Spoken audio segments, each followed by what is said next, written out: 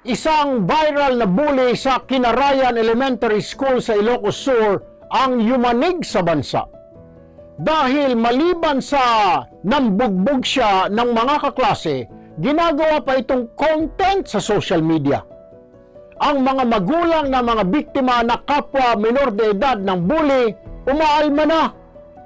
Bayan, laganap na ang bullying sa bansa. Walang oras na dapat sayangin para matuldukan na ito.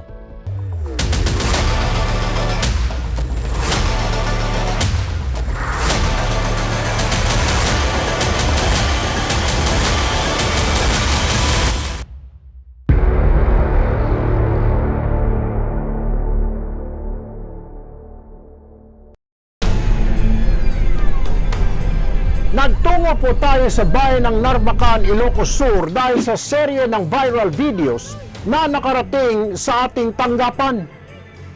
Huli sa video ang kaawa-awang inabot ng mga batang biktima sa kamay ng grupo ng mga estudyante. Ang nasabing grupo ng mga bullies, pinamumunuan ng isang 12 anyos na papangalanan nating Stacy. Kitang-kita sa video ang panggugulpi ng grupo ng mga estudyante.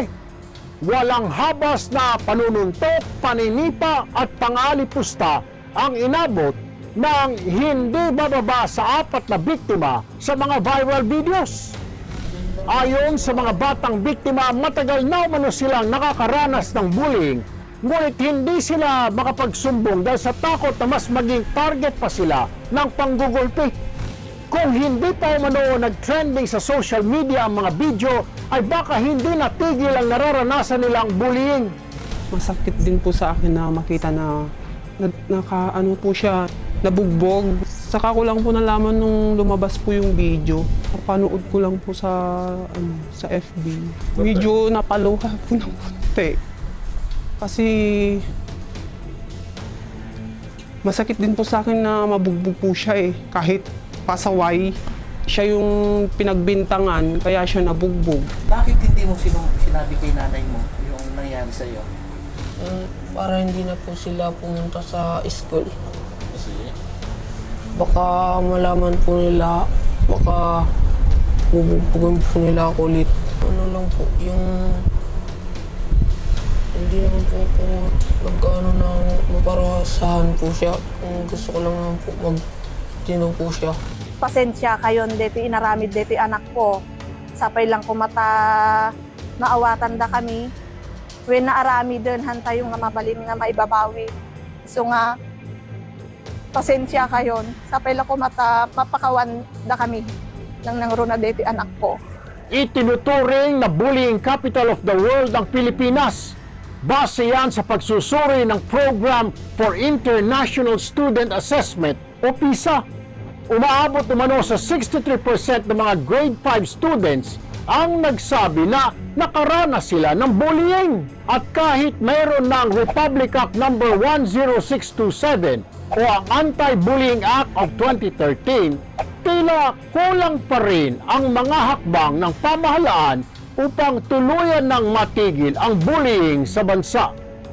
At sa kaso nga ng bullying sa Kinarayan Elementary School, kitang-kita po ang kakulangan ito. Agad po tayong nakipag-ugnayan sa mga local officials sa Narvacan upang masiguro na di na madagdagan pa ang mga biktima. Dahil po sa ating programa, nadala na sa shelter si Stacy para sa tamang interbensyon. Nadinig na rin ang hinaing ng mga magulang na magkaroon ng proactive measures ang eskwelahan at lokal na pamahalaan patungkol sa lumalalang bullying. As Mayor of Narvacan, I strongly condemn the reported incidents of violence involving students at Kinarayan Elementary School. The videos circulating online are deeply disturbing. No child deserves to be harmed in any way, especially inside a classroom, which should always be a safe space for learning and growth. It is deeply alarming that the students involved are still in grade school.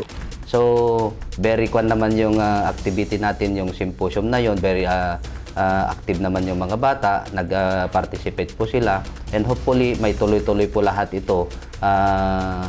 Pasyalan po namin yung mga eskwelahan.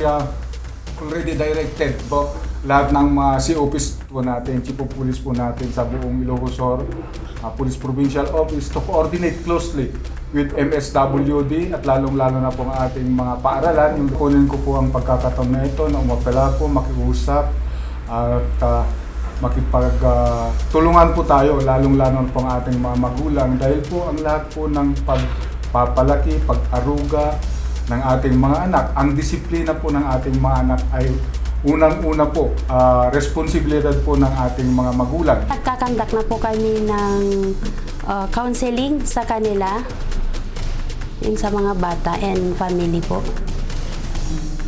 Nagko-home visit din po kami and continuous monitoring po sa kanya po. Based po kasi sa na-amend na RA 9344 or yung Juvenile Justice Act po, nakalagay po kasi doon na ang bata kapag may edad na 15 pababa ay hindi po sila pwedeng sampahan po ng kaso, pero mag-undergo po tayo ng intervention po. Sa mga magulang na may mga ganyan po na nabubuli na pala ang mga anak nila at hindi pa ito naaaksyonan, pwede po kayong lumapit po sa amin. Ang aming opisina po ay palaging bukas para po sa mga nangangailangan ng tulong po.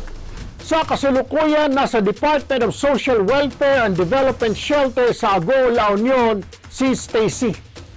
Samantala, patuloy ang ating pakikipag-ugnayan sa mga tamang institusyon para sa psychological therapy ng mga biktima.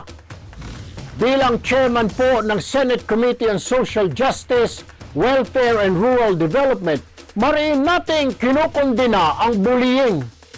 Tututukan po natin sa Senado na ang bawat eskwelahan at guro sa bansa ay may maayos na Standard Operating Procedure o SOP kapag may mga insidente ng bullying. Ako po, Sir Erwin Tulfo, ang kakampi ng mga inapi.